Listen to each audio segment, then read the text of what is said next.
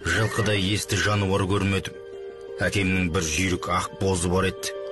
Бірде жиеннің көзі түсіп қоймаған соң мінгізіп жіберді. Сол кезде жастықпен әкеме ренжісем де, кейін өзім әке болғанда түсіндім.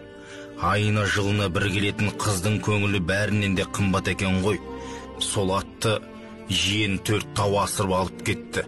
Біразға дейін әкемнің қабағы ашылмай жүрді.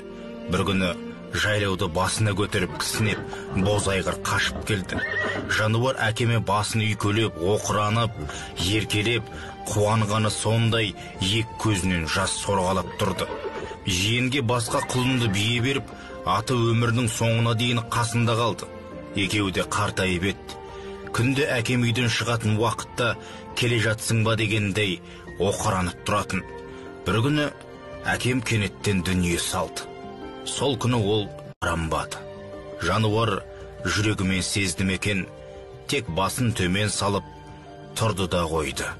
Көп ұзамай иесінің артынан кетті. Ертесі анам түсінде көріпті. Түсінде әкем ақ бозымен жүр екен.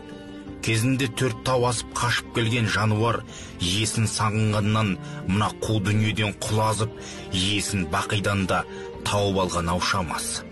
Не деген адалдық! Сол адалдықтың бір үзімі адамдарға бұйырса ғой шіркін.